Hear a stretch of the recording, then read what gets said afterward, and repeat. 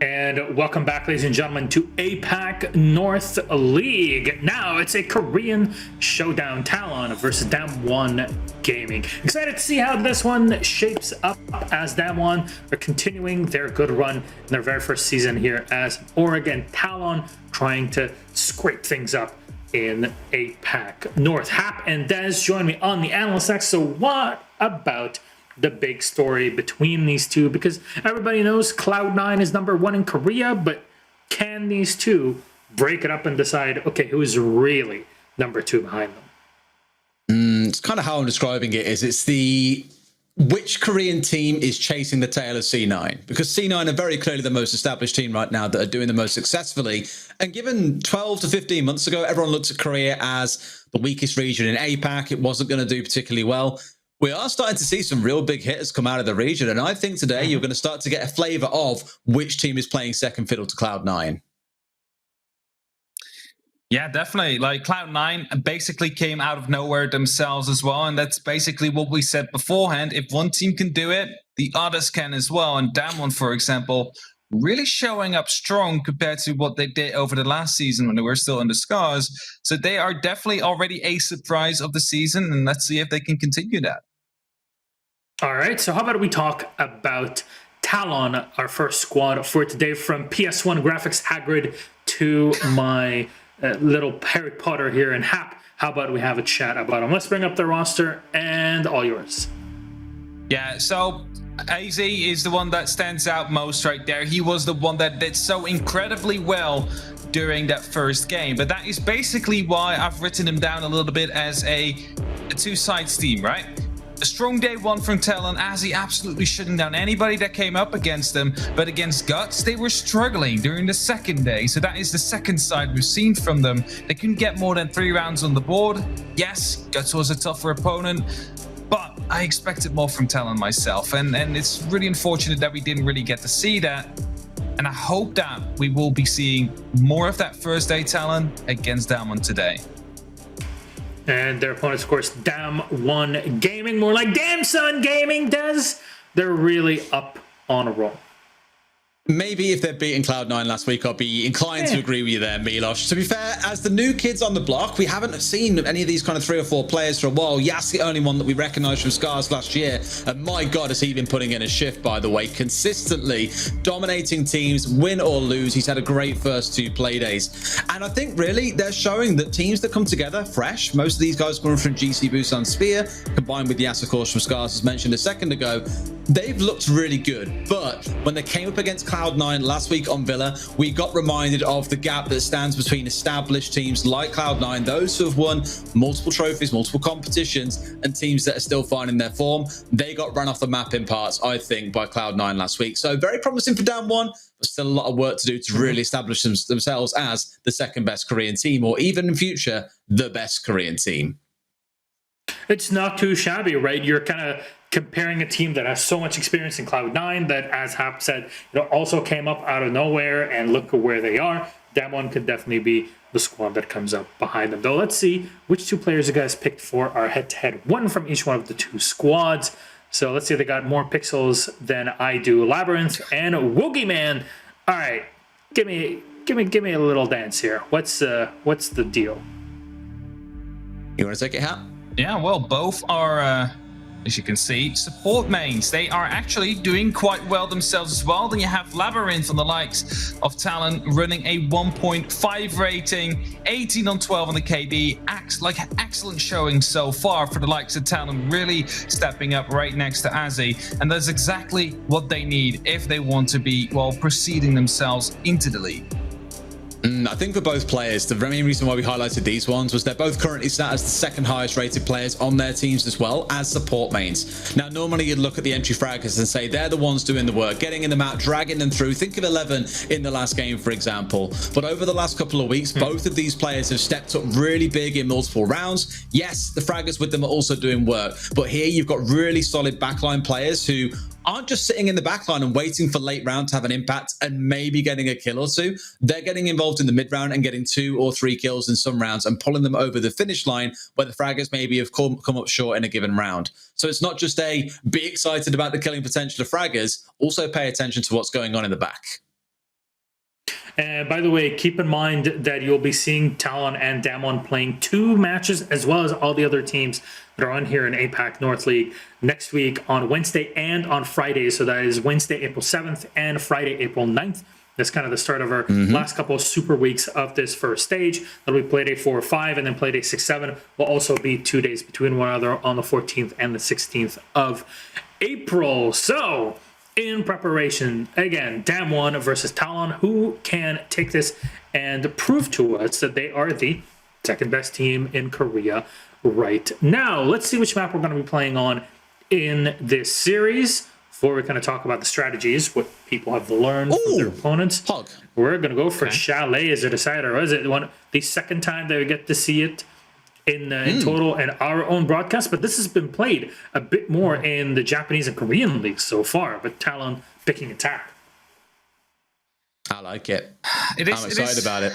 I'm excited as well. There's still a little bit of a discussion going on. Is it going to be attack or defense favored?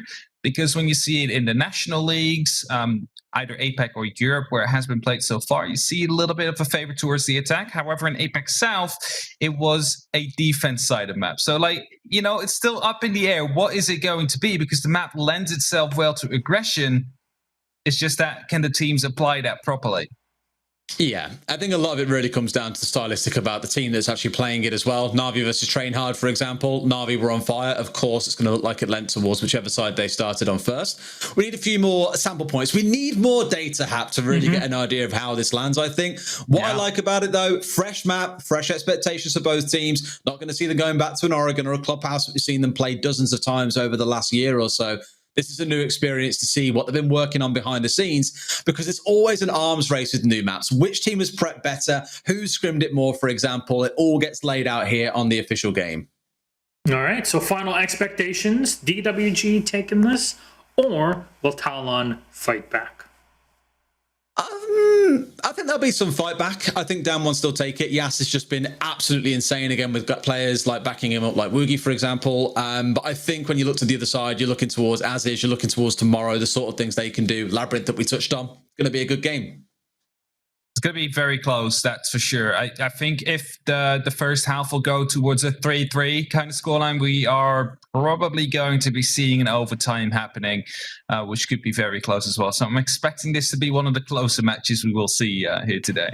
Well, we'll have a bit of time now to chat about yet another topic, as one of the players is still missing. So we're waiting. Maybe somebody went for a pee break when they weren't supposed to, but whatever it may be. It happens. Yeah, it does, unfortunately. So let's talk about some of the players that need to step up from Talon's point of view today, because they're definitely the team that has been having more of those problems versus DWG if you're just looking at scores over the past couple of days. What needs to happen does? For me, for Talon at the very least, last season we got very excited about Soldier. He was a player that came in quite fresh. He was 18 years old. I spoke to their coach at the time, Sunbi, and he said he's a young Korean gunner that we're pricking up, we're giving him a go. From what we've seen, we're really excited, and actually some parts who need to develop. He had a really good stage too. So far this year, he's been very, very quiet. Sat near the bottom of the ratings. I think he's currently sat dead bottom, with Tomorrow coming in 4th place. So I want to see Soldier doing more for a start. Same story for Tomorrow. He also needs to get more involved, because last year he was a massive player for them. This season hasn't really shown up so far. I'm going to go for Canos, actually, the entry fragger of the bunch. It's going to be a new map, which is still up in the air whether or not it is going to be attack or defense sided. I think if he's going to be having a good game here today, it might just as well tip the skills over towards the likes of Talon, especially if, like, he's currently 2-on-2 on entry. Like, he needs to bring that a little bit more in his favor if he wants to be, the entry fragger that the team needs. Will it continue to be Rooney, Mozzie, like 24/7 everywhere? Depends on the map. Depends on the team. Looking at some teams, some teams, for example, love Mute Mozzie at the minute. They're running it pretty much exclusively all the time. And Rooney's kind of I'd say probably sitting around a 40-50% pick rate at the minute. Not all teams see her value and prefer to play the more conventional Wamai Jaeger, for example, for denial. It is being used for utility denial more often than not. So I think for some teams, it's a yes, we like her, we want to use her, we like a kit, we like a gun, whatever. Others are sticking more to old trends of Mute and Mozzie. So you will see her. All the time? No. she's also like, all right. So the thing is, we saw in the first game, we saw Cyclops struggling with the drones for a little bit. You saw the Aruni, like the Surya laser gates were being deployed. They actually tossed in drones as well to secure them. So like it really depends on the team, I guess, you're playing against. Also, something she really lends herself to is the punch and nitro cell straight away, because you don't have to prep a window as it instantly opens up. We've seen that a couple of times from happening. So that there is definitely ways to use her. She has that unique passive ability, of course, with that one punch arm that she carries for windows, doors, castle barricades, anything you can imagine. But yes, we don't see her as much as maybe expected. That is, I think, the biggest takeaway so far. It is quite daunting for a lot of teams, actually, when they see an Aruni. I feel that they really slow down or end up making a lot of mistakes, like just dashing through her Surya gates. It's a mistake, though. Dashing through. Yeah, sometimes it's a choice. Some teams just yeet their drones into it and say, I don't need the drone anyway. How that comes back to bite them sometimes. But the same often than not, if you are running through a gate, it's probably going to be intentional, given there are big, massive, bright red vertical lights down your screen. Like, I wonder what that's like. They're not like a fly. It's like, let's just run into what looks pretty and bright. I'm sure it won't hurt me. Before you know it, you're being zapped by it, right? I think it's more we're consciously taking the choice here, even if it means that one bullet difference of damage could be what loses us the round. It's a conscious choice. So let's zoom out even more from all of this. We were talking about T1 in our last game being, a squad that just got in. They got picked up by T1. A lot of experimentation. Would you say that one fills the experimentation ticks the box for this game, or is it more on Talon? In this game in particular, I'd say coming in as the team that arguably is not the favorite, it probably comes down to Talon to be the ones that are being creative. And the thing that I like about Talon is from the off, they've always positioned themselves as this project-based team, right? They were never being picked up by a big esports org. It was like, can we take grassroots players and turn them into pros? They've been working on that since day one. I think it's going to be on them to, again, use some of that creativeness, the spiciness that comes out of being rookies, or not so much rookies anymore. They've had a year together, and turn this into victory. So I'm keen to see what they can bring out on this map. But with it being Chalet, everyone's got to innovate. All right, Hap, I'm going to have to cut off any points because our lobby is indeed ready. Thank you to the players for finally getting in here and to give everybody a bit of an extra time on their drops for today. Hap Des, it's time for us to see who takes this in all Korean bout. It's Talon versus Dam1 Gaming. Let's toss it to our casters. It's Ace and Jess. Enjoy. Thank you, Milosh. And coming across, Jess and Ace, we are on the case. I'm making it stick, Jess. I'm going with it. We are keeping it. We are on the case. We're coming in, and we've got a great game lined up here. Talon versus Dam1. Dam1 a little unpredictable so far, Jess. Not sure exactly what we're going to get from them. Yeah, I mean, I have a little bit of a soft spot for Dam1. Back when they were GC Busan Spear, I was a big fan of them because I was casting the relegations alongside my great friend Infian, and Hap joined along the way as well. And what I saw from them inside the relegation fight to put them here in T1 that you're seeing today was a great team with great potential. So I have a little bit of a soft spot for them, maybe a little bit of bias when I try and give them a little bit of space to grow here in T1. Nevertheless, they've had a few games, we've given them the time, and now is time to ramp up the speed, because if they want to do well in this particular stage, now or never before the points start running away from them. Speaking of running away, bans will come through, and with a Nomad ban coming out, Ace, there's going to be possible jump outs and flanks, and that is something you got to keep on lock. It is indeed. I hope that we get to see some aggression out of these sides. I always love it. It makes for a nice spicy game when we've got players launching themselves out of windows and just trying to see what they can get on the far side. Coming into Chalet then, going to be an interesting one. Have you cast Chalet yet, Jess? I know we've only had it once or twice so far. Have you had the chance? I wish, because out of all of the casters here, and maybe Hap, actually no, Hap would be the one. him and I have played this competitively back in our competitive days. So I still got the call-outs in the back of my brain here ready to go. And I'm like, all right, I'm good to go casting this. I remember back in my competitive days playing on this map. It's changed a bit since then, I will say, to a good effect, and made it quite the competitive map it is. But yes, I haven't casted it, but I'm very excited to. Good. Ella ban coming in. A little bit of an interesting one there. Obviously, we're seeing different things shape up on Chalet. It's a map, we've got plenty of time yet for these teams to dig into this map and to come up with new ideas, new strategies. But Ella, is she really the game-changing operator that needs banning out, do you think, Jess? I'm just looking at the stats here for Talon, because when you do an operator like Ella or an off-meta ban like that, it's usually going to be a counter ban. Trouble is, rounds played in 224 rounds, they've only played Ella less than a quarter of that. So I don't think this is a target ban. I'm not really sure what they know that we don't. And sometimes bans can be purely around the fact that they've seen something in a scrim or heard something about a scrim, and that's enough to worry them about a particular operator, so they get rid of it. So no stats are indicating why. Could just be something we have no idea about. We'll see how it pans out. Of course, you've got to often think when you're looking at operator bans, what situation does it leave us in? Who have we got that maybe could have been banned out? And in this case, you've got Bandit, Cage, you've got Mute, you've got some powerful denial operators. And when we look at this map, what we've seen so far is there is a requirement there for getting in and hard breaching and opening areas up, taking control of places like Library, moving through, opening the walls into Office and Master, opening the wall here. Now we've got Maverick coming down there, but without Thatcher on the board, it just makes everything a little bit more difficult. The potential danger here with the Maverick, you've always got to be careful of, is obviously things coming back out of that garage door when you start to open it, because there's a number of angles that you can do that from, and something they're going to have to look out for.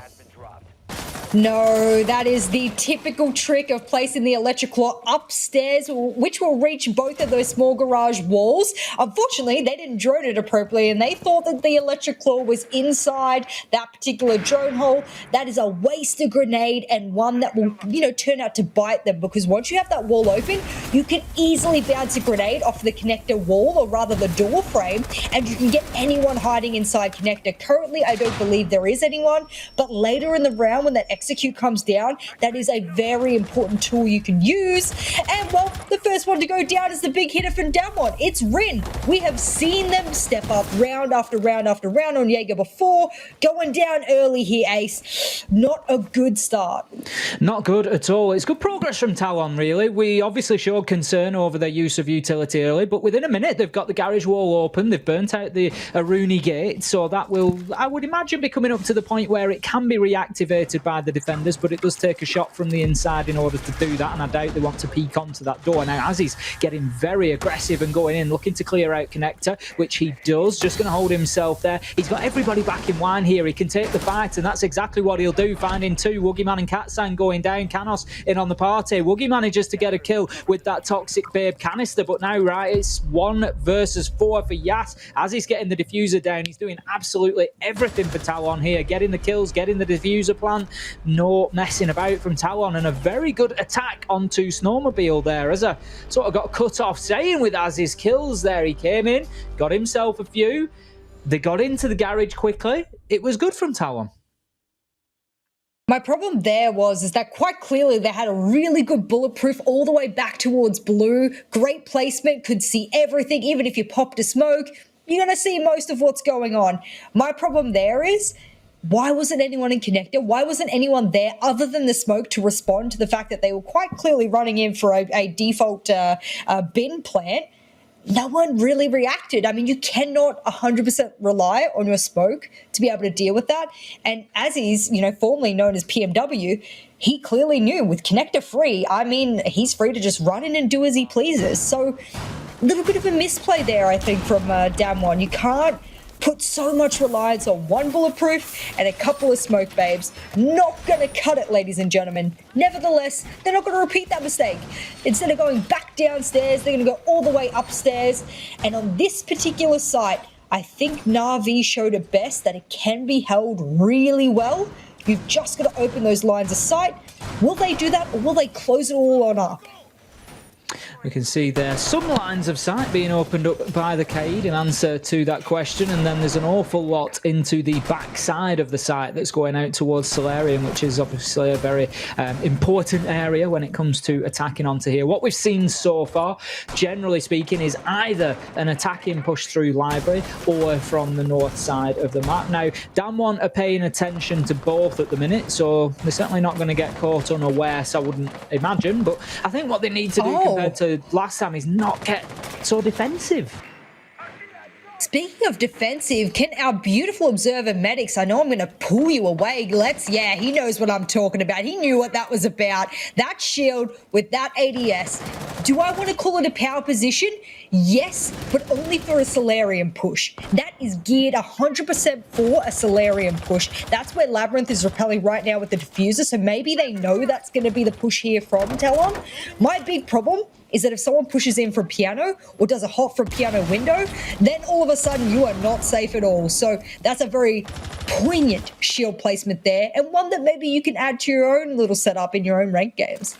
And interestingly, Jess, the success or failure of that could come down to the information gained by Talon, and it was something that you picked up on in the last round that they didn't do particularly well, not spotting out the electrical upstairs. If they don't use those drones efficiently enough to get in there and recognise that potential, Piano window might just get left completely alone, which is how it looks at the minute, with Rin having a little look out of there. But it's Aziz once again that gets us started with a double. Cat, Sang and Yas going by the wayside here in round number 2, when we find ourselves 5 versus 3 with an age left on the clock. Talon doing very good at getting aggressive in the early rounds so far. Courted manages to bring one back with a kill onto Canos, and that leaves us now 4 versus 3.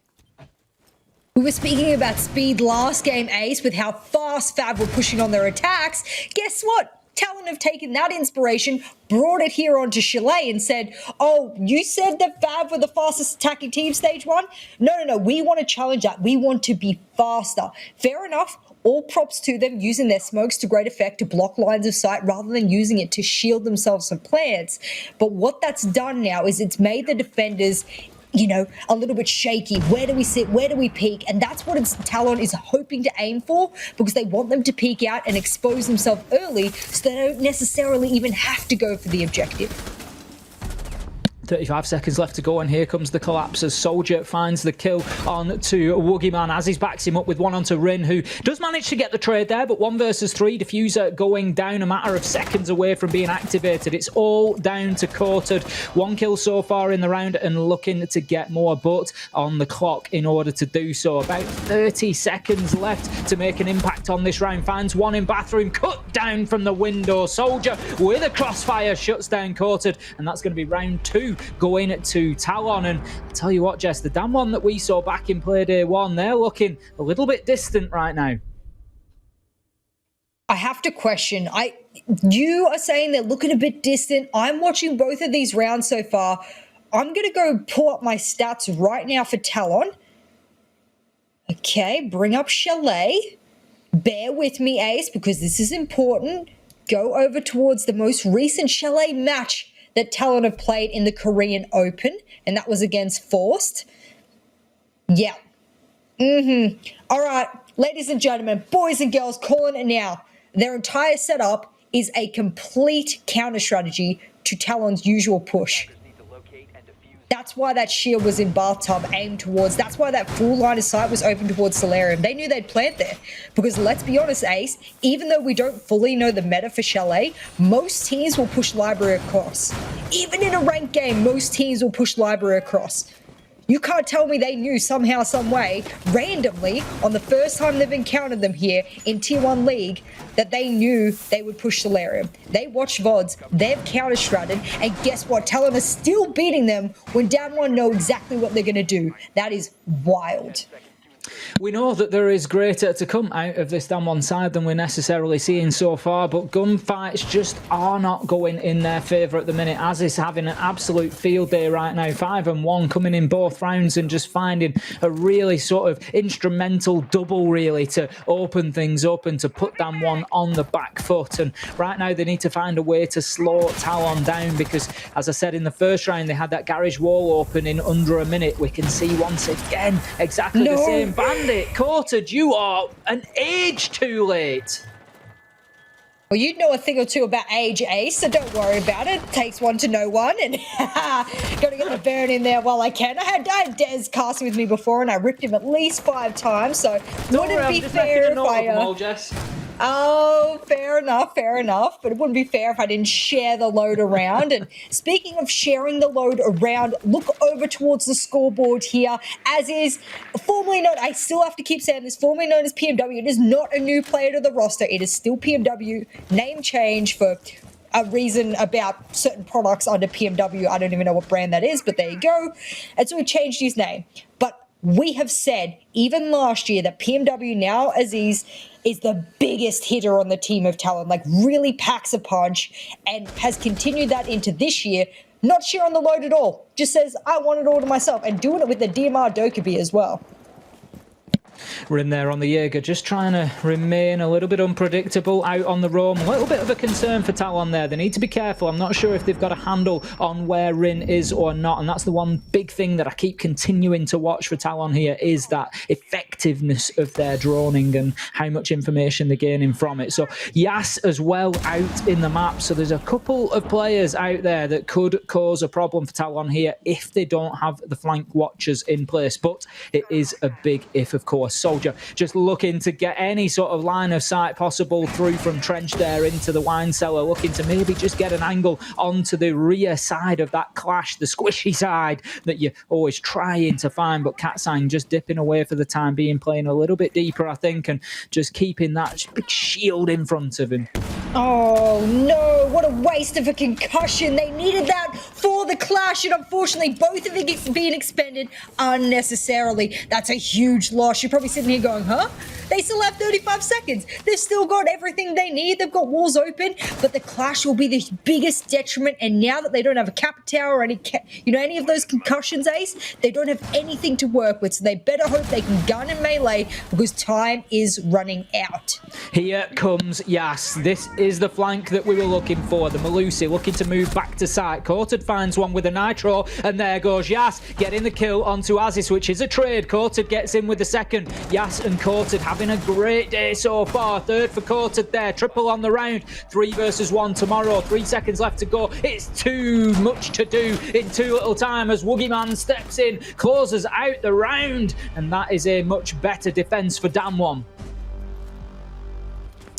I did say that speed was something that I was very impressed by, but sometimes when you go too fast for your own good, and those concussions were a great example, then things could go downhill so very quickly. It absolutely did there for the side of Talon. You cannot be wasting really crucial utility like that. I really can't understate it enough. Viewers are probably going to sit here and go, what? It was only 2 concussions. The clash was what really made that round as slow as it was. And if Talon are using their momentum and speed to get the leg up in rounds, on rounds that we know Damwon have already studied them on, then you cannot be stalled. You cannot allow yourself to stall yourself out. Momentum gets lost, you bottom out, rounds turn out like that. Good round for Damwon, however, Ace, the first one on the board. And as we get into the 4th round now, they decide, whoop, we're going back upstairs. We finally worked out the bottom floor. Now we just need to work out the top.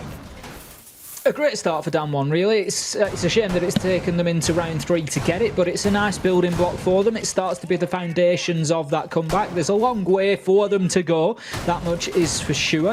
But you can see there the bathroom window being dealt with by the Frost. Yas just putting down one of those bear traps to catch a hold of the legs of anybody who tries to jump in and disrupt the Jaeger that I imagine will be playing in the same bathtub spot again, seeing as the ADS has been mounted up there.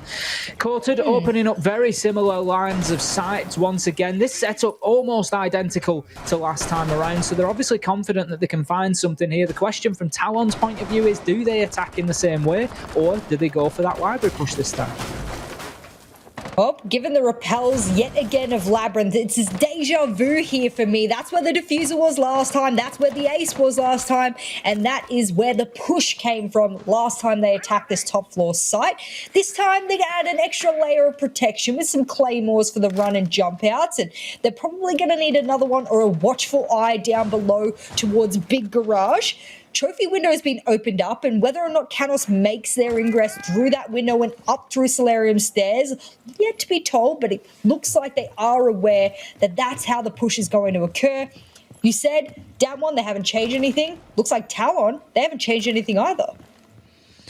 And when an unstoppable object meets an immovable force, Jess, which one is going to come out the winner? Last time around, it was Talon who were able to close out the round. Damwon this time just able to, I think, slow down the pace a little bit here. We're getting up towards that halfway mark, and they still have 5 on the board, which is a great beginner for them. Now, the question for me is, are Talon going to pick up the roamers? We can see that there's a couple down on the bottom floor, and they just need to be aware that they're not getting caught out. Katsang using that pulse scanner, Yas with them. It's the same again. Yas looking to make that impact on the flank, and Katsang just feeding all that information back into his Frost. And this is something Talon have to be aware of. Katsang able to use that heartbeat scanner to maximum effect. It will, of course, signal their location for Talon, whether they have drones or not, that they're downstairs in the basement. But either way, they've lost a man in Canos. Well, they were very slippery getting away from Big Garage there. They got the pop-off and the man advantage and said, yep, we're done here. Time to roll all the way back over towards Library Stairs. Yes, crouch walking through lobby.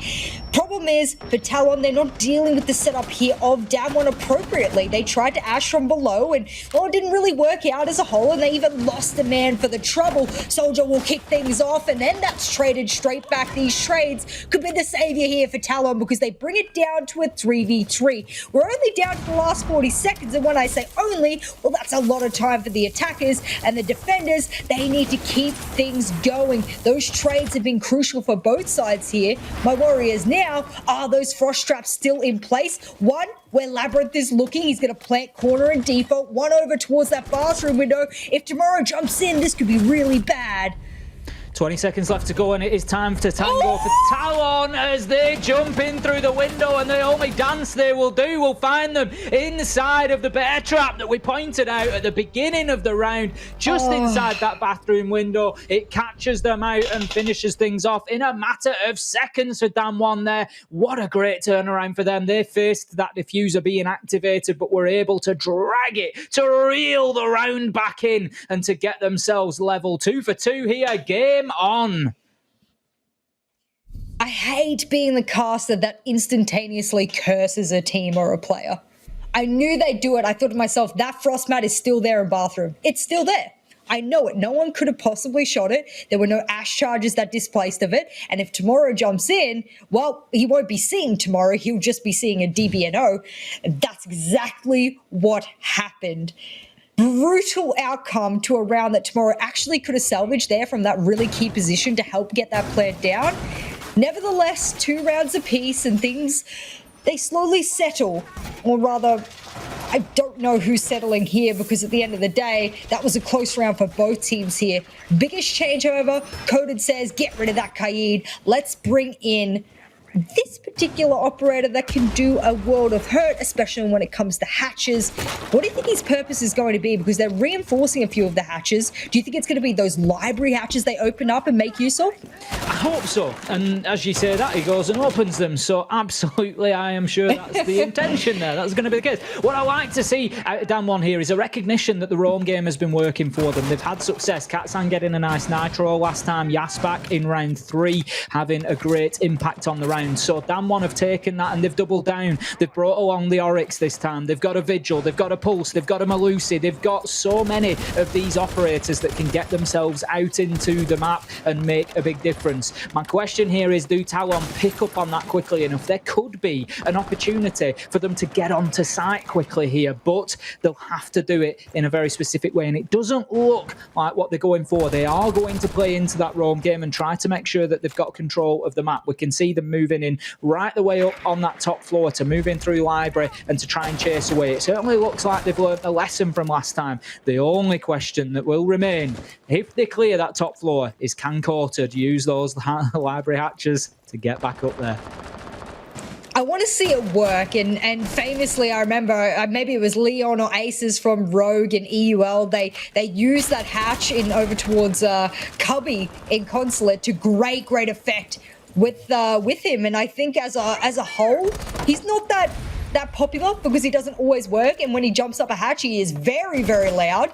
And that's where you'll see Soldier go now. That's probably where the late flank will come from as a whole, and jump up that hatch and, you know, put a really good flank. Drones can't watch every hatch. They also can't watch every staircase, and there's not enough claymores to go around for each of them either. There's literally only one claymore on the side of Talon. Hasn't been deployed yet, which is a bit of a worry there, so hopefully that does set down on one of the stairs or hatches. But either way, it will do damage if they're not careful. My problem is now with the kitchen site, you need vertical ace, and if they don't start ripping it up soon, they're going to be out of time. Soldier moving in and just trying to give himself the opportunity to do that. I'm not sure if he's aware of the man behind him. He certainly wasn't aware of the nitro underneath him. The explosives detonate below his feet, and death reverberates through the server as Soldier loses his life to Katsang. Putting great use to those nitros for the last couple of rounds, and Ring gets in on the party as well, taking Canos off the lineup. 5 versus 3 all of a sudden. Damwon are looking like they might just be able to run away with this on defense. They really have shifted the momentum here, and now we seeing that same problem open up for Talon. They've moved themselves in. They're looking to use that verticality. They're sort of aware that there's maybe a roamer there, but they're not checking it. They're not ensuring that that is not the case. They're not clearing them out. And right now, Damwon will once again just collapse back onto them if given the opportunity tomorrow. He keeps watching that angle, but he's not aggressively going over there to try and close it down. With 20 seconds left, that's absolutely what he needs to do. Labyrinth manages to look into sight, puts a few shots, doesn't get a kill. However, Katsang does onto Aziz. 10 seconds left to go, and it is time, Talon. It is time to push. 1 versus 5. Shut down Labyrinth, and tomorrow, absolutely no hope as Damwon come away flawless. Did you see that chase that Tomorrow was putting on down those library stairs and down blue as that particular player was yeeting away, UMP in hand, all the way down blue? Even when they had such a numbers advantage, the defenders sort of sat there and went, actually, I don't need to engage you. You've only got 20 seconds left. You either need to chase me or you need to turn your back to me, and either way I win. It's a brilliant thought process, I think, and especially teams that understand how to effectively use time to their great weapon, you know, to add an asset to their team, almost like an entire 6th teammate that they get to play with, known as the time. So for me, Damwon doing good things here on their defense. I wouldn't say it's consistent, but it's getting them round after round on a map that we're still not sure is defender or attacking sided. Hat might have alluded to the fact that maybe it's a bit more attack here, but that's EUL alone. We want APAC to give their own identity and own meta to this map, and so far, it's looking like it's a little bit more, dare I say, passive than that of EUL.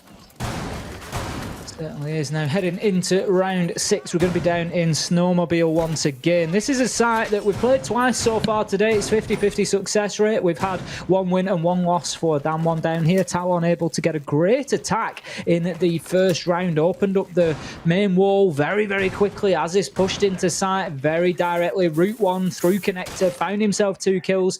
For me, the issue with Damwon was that they just defended too deep. The defensive line was very far back in Wine Cellar. They almost gave up Snowmobile Garage completely. And I know you brought that down a little bit further with the comments on the bulletproof cameras as well, Jess. But let's see if Damwon can adapt. They certainly did in round 3, where they were able to get this site on the board. And that was the start of the turnaround for them. That was their first round of the day. And it largely came down to an inability from Talon to shut the roam down, so something for them to be aware of. Well, you can see tomorrow's cam. There's actually a few of them playing inside of the gaming house there. I'm not sure if they're all there together, and of course I think that's meant to be the intention, is that they are all playing together from boot camp, but nevertheless, as will give them an opportunity to, be within good proximity of each other. Sometimes when you play in a boot camp, you can also see each other's screens, because when you play in a LAN environment, that also gives you an extra advantage that you otherwise do not get in the online environment. Big thing I got to see here from Talon, use those concussions properly. There's a clash yet again. Cat saying, well, he got a little bit of a blast in the past, and I believe that was a shotgun from his teammate, actually, so he'll be low HP. This is your opportunity to maximize. Katsang just trying to hold that doorway there for the time being, slow this push down. 3 drones you can see all raining in around a very small area there, and the information is going to be limited, but they do start to rain into sight and might just be able to provide some of those attacker locations. But right now it doesn't look like Talon have got much of a plan to deal with this clash. They do have the Zofia, she does have stun charges to hand and needs to think about getting them used in order to dislodge this clash and just try and open things up. It looks like, not sure if they're trying to push around and maybe open that wine cellar wall just to the north of your screen there, just to get an angle onto the back of the clash. But right now, they've not managed to deal with her. Well, they've already expended 1 whole concussion. They did this last time as well. I'm not sure why they're going through the whole circle yet again. Unfortunately, that ace goes straight through the hole made. That is a Kobe if I've ever seen one. And now the wall will get opened up. Enough Selma charges to go around, so don't worry. And maybe instead of dealing with this clash, they can deal with the rest of the teammates around the side. EE1D will ring out, and surely this gives them the opportunity to make their ingress onto site now, Ace. They have to push forward. Labyrinth does exactly that, takes a few shots damage and then manages to double down and finish Woogie Man. So 5 versus 4, Diffuser going down on the ground. Labyrinth not messing about here. He's got himself in established, he's got the cover, but here comes the clash pushing forward, unable to disrupt that attempt to activate the Diffuser. Labyrinth manages to find a kill. This is all going in the direction of Talon right now. Rin tries to push in onto that Diffuser site, unable to make an impact. Labyrinth and Tomorrow, they ruled the roost on that one and close it out for Talon. There's 2 options when you're going up against the clash, and this sort of goes the same for a Monty as well, is that you can either deal directly with them, whether it's, I mean, if you're going up against a Monty, you can C4 in the attacking case for a clash. If you've got a Capitao, you can flame bolt them. Maybe you can hit them, with a nice little bounce grenade, and it might bounce behind them, or even better, use that concussion to get that shield knocked back and deal with them head on. Or, even better than that, just ignore them. Because you can hear very clearly when they change from their shield to their secondary SBS and G9. And by that time, well, you can have enough time to turn around and kill them before they can kill you. I'm glad they decided this time to just go, you know what? We know there's a clash, but let's deal with the auxiliary players that are surrounding the clash. And a really good point you brought up before, I know sides are changing, so it won't be as relevant now, but they really played so passive there that they couldn't deal with the people rushing on the side. You can't be that passive. You've got to react. Just a lack of aggression coming out from Damwon. They'll have to bring more of that now that the sides switch and we get ourselves onto attack, because of course the way that Siege works, the onus is all on the attackers to do something. That clock, the 6th man for the defenders, is always ticking away. 3 minutes are the action phase, and the attackers have to do something in that period of time. If the clock ticks down, then they will lose the round if they've been unsuccessful in defusing those activated bombs. Now you can see quite a heavy offside presence for Talon coming in here. Maybe it's a lesson learned that they were hit hard on the flanks with the roams, and maybe something that they're trying to emulate. It's an interesting one. It's very, it's a big stark comparison to that of what we saw from Damwon on the first half. So I like it. There's a bit of a change up. We can see that this map, you're right, doesn't really have a set meta that you need to follow. Something that we do know, however, is a lot of teams are putting a lot of emphasis towards this wall. It used to be back in the day that you would go towards Big Garage first, deal with Wine Cellar and go in that way. Teams are now thinking that, yeah, maybe our ingress can be towards Snowmobile instead. Maybe that's something that we can use as a way in. This was something that Damwon didn't have, however. Connector pressure. The Wamai's going to play over here, toss out a couple of magnets as they please, and Tomorrow will be on the roam above inside bar. It is interesting, and I'm not sure what you make of this, but this emphasis towards Snowmobile, what do you put that down to? Do you just think it's an easier plan? I think that they've been watching me in rank, Jess. I think, just like Leon, they've recognised me as the bin master, but in a very different way. You give me an opportunity, I'll get in there and I'll get that diffuser down on the bins under the cover of smoke. But they seem to have been forced away a little bit here in this round 7. They're just being pushed back. Talon just managing to apply a little bit of pressure to that main wall. Rin just going upstairs, obviously very aware of the potential of that flank and roamers, but at 1 minute 30 left in the round, halfway through, to start pushing in and looking to clear roamers, you know, wherever they're located. It's very late in the round to be doing that, and there's work to be done here. Oh, what a shame. That clone ran in before that Gemini. And with those 2 reinforcements over towards Kitchen, I thought that would have screamed, hello, player in Kitchen, watch out. Probably playing that open hatch as well. There's also Tomorrow over in Bar. They try to get the pinch off it. Oh, beautiful headshot there by Coded onto Tomorrow. Self-droning a little bit there. That's going to waste quite a bit of time that they are now lacking. So we get into the last minute of this round, and there's still a few key players who are shifting shields, utility, and the like around. And Woogie Man, he's waiting outside a snowmobile. He's waiting for his teammates to do the damage Ace and the damage Coded does. 9-3 in the game so far. Coded has had a great impact for Damwon, and just continues to do so. Just driving force behind this team now, looking to get himself down into blue corridor. Needs to be very careful as he's got a defender waiting with the line of sight through onto him. Rin is poised to have a big impact from the main stairs here, and it's all about timing now. 20 seconds left to go. Damwon, they have to push forward. They have to make an impact. The diffuser's going down. Woogie Man's managed to get himself into that spot that I spoke about. He's under the bins. Now then, Katsang able to cover perfectly as Labyrinth moves through the smoke to try and disrupt that diffuser plant, but unable as Rin steps down off the main stairs. It all comes together. The jigsaw that was Damwon's attack. Every piece fits perfectly, and that is another successful round for them. 4-3 now. Ooh, that looked like a scary one. When you said they were rotating away and there's only half a round to work with, you have to get everything done, snip, snap, chip, chop, get your way in and make it work. What I think that really came down to was Coded. Coded managed to get a trade to begin with, albeit a very late trade. It won't really count as a trade, I think, on their cost ratio, but it was a trade nevertheless. They move down to blue, they make it work again. Those kills were the impactful kills. Doesn't matter how flashy every other player was. Those were the ones that really gave them an opportunity to breathe a sigh of relief and make sure that no one was flanking them from above when they did try and push down for the pinch push. I think it was the smoke, and it had to have been because I know what the SMG-11 sounds like. I tell you what, self-professed SMG-11 queen here. You might be the plant king, but I am the SMG-11 queen. And they barely missed. Why? Because they shot default left bins, not default right. That's all it came down to. So, game of millimeters here.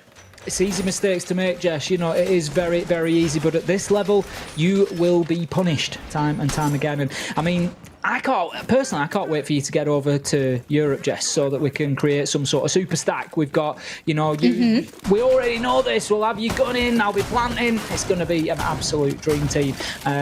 Maybe try and avoid Des, you know, avoid him getting in the stack. Yeah, don't tell Des we don't want him. I mean, he doesn't know half the call-outs. He's, it's just problematic.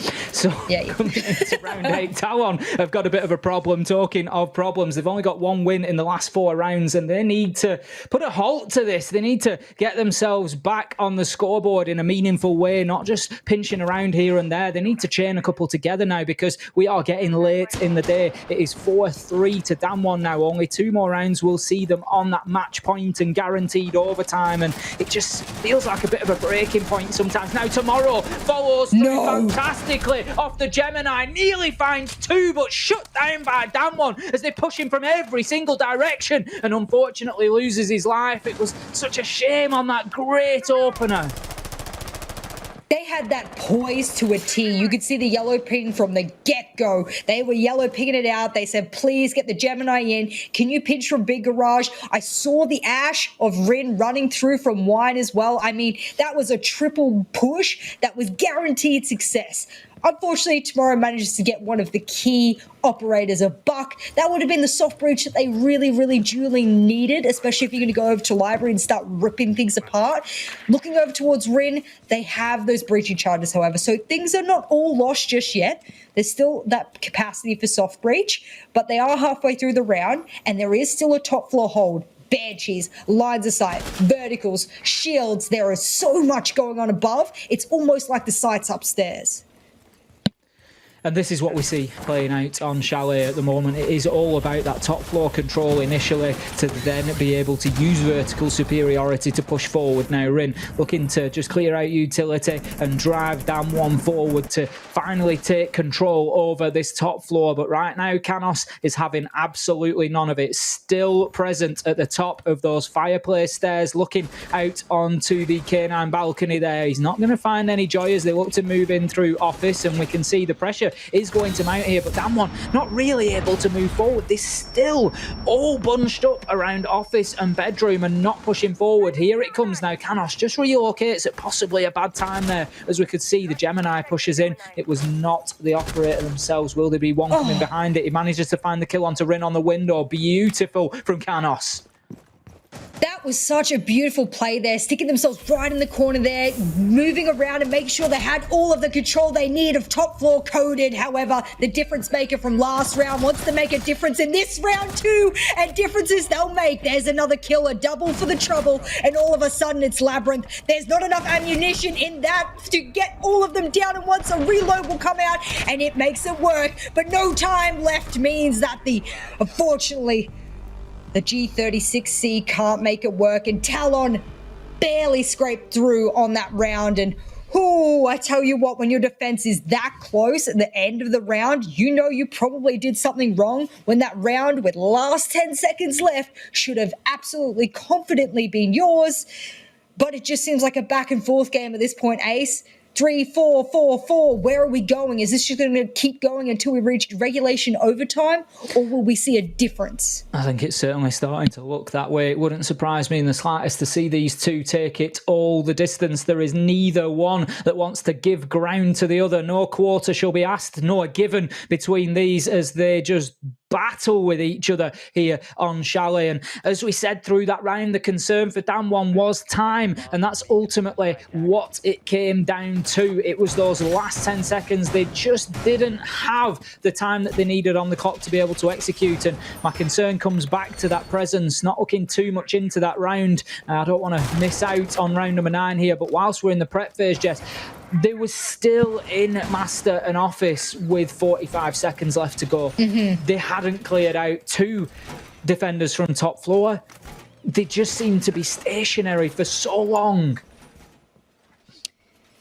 I think the hard part is that they still needed to take library control. No matter how you look at that side, vertical control is absolutely key.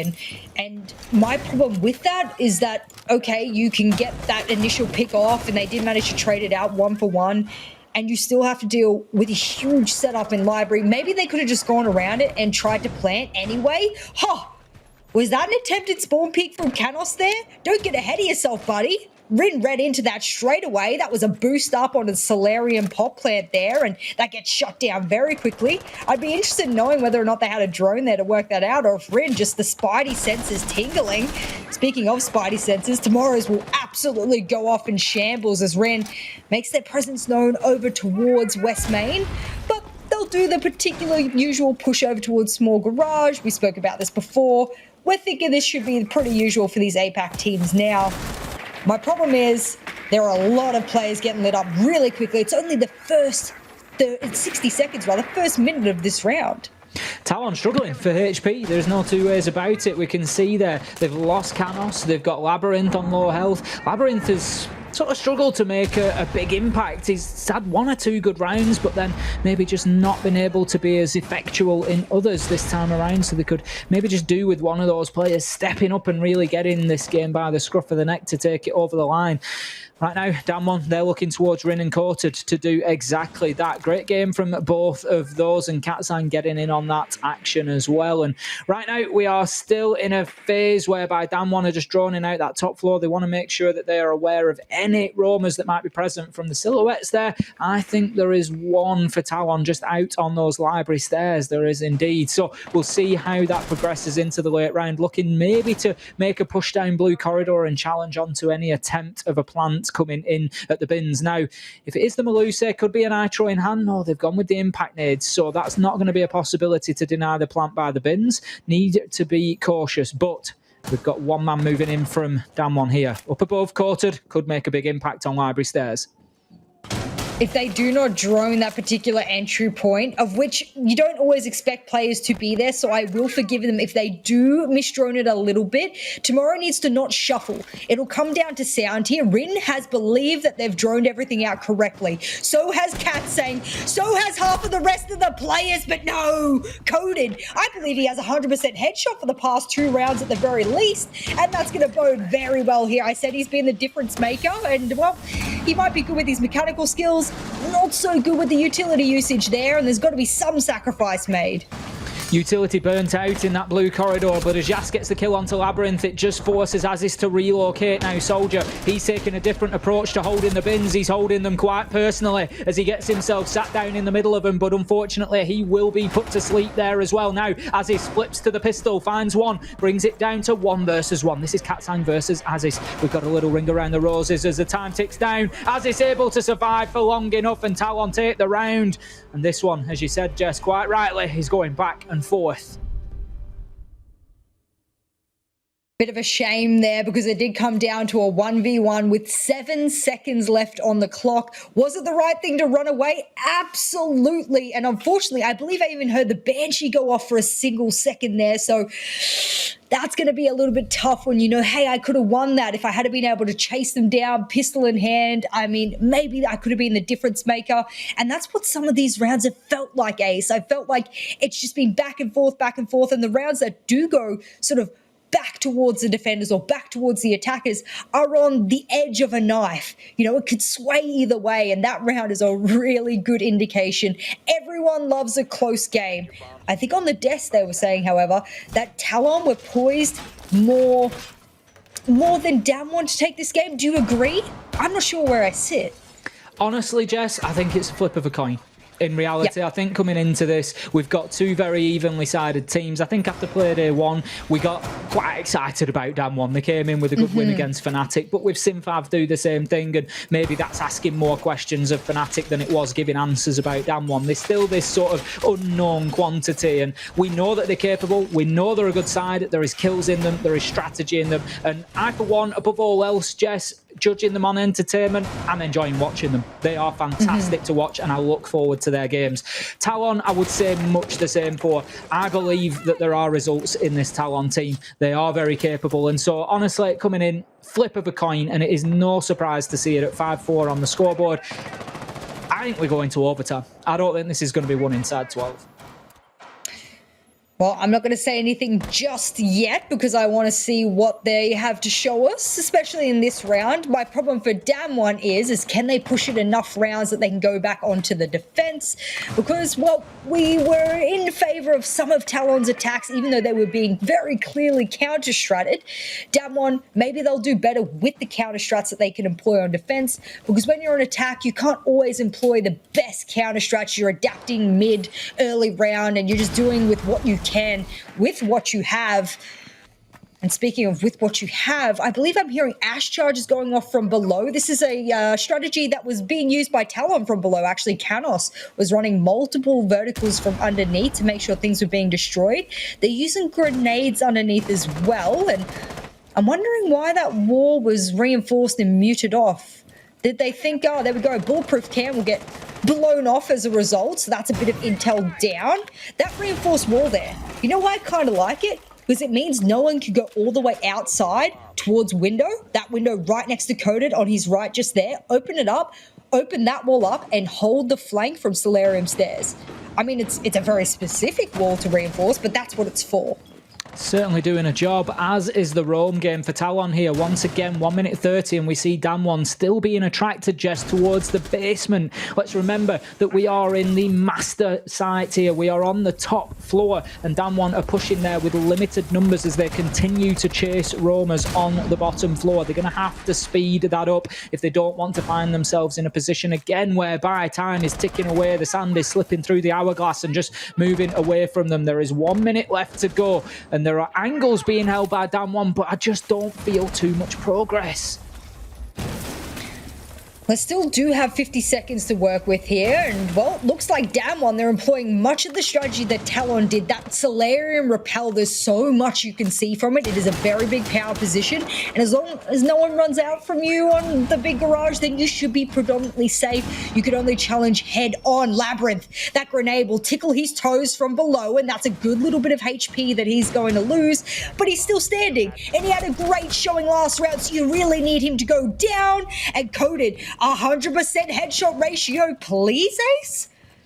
He certainly keeps it ticking over, doesn't he? Absolutely does not miss his pixels. Courted once again with another headshot, Jess, onto Labyrinth. These certainly need to start being countered. Courted getting in and doing all the jobs at once. 14 kills in the game, gets the diffuser down as well. That will be activated. Nitro unsuccessful as Soldier just tries to make anything he can find here. Just looking around. There we go. The Iana down. He gets one with the MX Storm. Looking for more as Yas goes by the bye. 2 versus 2. Tomorrow finds Courted. Will they manage to be successful today? Certainly will. Double kill allows them to get onto that diffuser, and that has all fallen apart for Damwon. And I'm just left here wondering, Jess,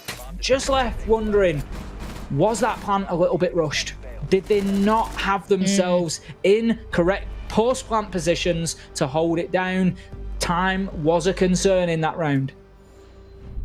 Wow, what a beautiful retake there. You know what it actually came down to, and I hate to be one of those really critical analysts that turn around and go, well, if that had have gone different, then this would have changed the entire round. But that grenade from the Yana, why did the Yana grenade it and look away from bathroom door?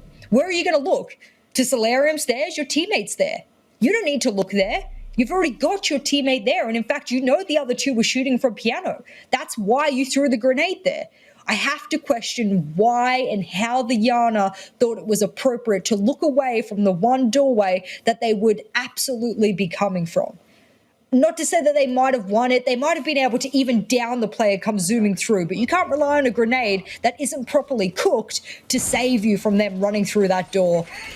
Different round if Yas had been able to connect that the way that I think that should have been played. However, that's just me nitpicking on the round. Maybe Talon retake it regardless, but that's the difference maker. It was going back and forth, back and forth. They've broken the curse. They've broken the trend here. No more back and forth. It's match point for Talon. Now, whatever for Damwon, it's this round or they go home with nothing. They've got to get 2 back-to-back without mistakes now, and looking through their attacking phase, it's not looking good for them, Jess. Out of 4 rounds, they've won only 1. 25% win rate on attack here on Chalet. Talon, they just need to keep doing more of the same, and what they've been doing successfully is wasting time, roaming, picking up kills, and just making Damwon's life a misery. At the minute, just there's absolutely nothing that they seem to be able to do that is the right answer. They're getting pulled from pillar to post on this map. They're finding themselves at the opposite end of the building with 30, 40 seconds left, still chasing shadows of roamers. And right now we can see once again Talon doing exactly that. They've got themselves out and around that map now, as is just positioning himself. One of his yokai drones down there. He's going to have a little look. He knows that there's a man on the rappel above trend. Surely not. Tomorrow's going for it. Finds the opener, and it is as free and easy as they come. What a brilliant use of these yokai drones. We've seen multiple maps today where there are team after team after team in this region who never used to run Echo with this same veracity that we're seeing today, and using their initial yokai drone as like a free Mozzie drone almost. Just live droning the roamers all around the map, feeding them live intel. It's a beautiful way to use it. It was popularized back when G2 thought that they could use it as their own roaming intel device. This was last year, maybe even longer before that, and that is so cool that APAC's running it now because it's working wonders. Rin just clearing out that Banshee there, just waiting a few seconds for the support that was required to put a flashbang out there and just ensure that any ADSs or Whammer magnets had been cleared out so they didn't impact on that breach in charge. That's going to leave the way clear to push forward from Piano, but it is something that Damwon have struggled with previously. We saw Talon defending this top library area extremely well previously, and as you can see, once again, the Echo drone being used in exactly the same way. Az is just using this, the drone on the flank. He flags up 2. In comes the big move. Canos tomorrow. There it is. That is the round. That is the game. I'm going to call it here and now. 5 versus 1 as Canos gets involved again. Soldier clears it up perfectly. That's a flawless round. And Talon, what a performance in those last 3 rounds. Ayo, dab down the bottom left. That's what we like to see. The energy from this team. We criticised them last year for not putting on a show for us the way that they should have from their region with the results that they had previously put in their national league. But now they've come into the 2021 season and shown us, hang on, we've got what it takes to be one of the big boys here in Korea, and they get themselves the full 3 points. The trend shifted after they were managing to win that 6th round. And well, all I can say, Ace, is that I think there's a lot more good to come here for Talon. They have pleasantly surprised me, and that's what you want from a team. I'd agree. They were a lot of fun to watch. As with Damwon, both have had, their moments in that game. But for me, Damwon have just left us with more questions to be answered about this unpredictability. I think there's growth there for them to find, and I think there's solid performances. But right now, just struggling to put them down consistently, and that's going to be a key moving forward. But moving forward, let's send you back to our wonderful analysts, and they will give you the big brain breakdowns. Thanks so much, Jess and Ace. And just a word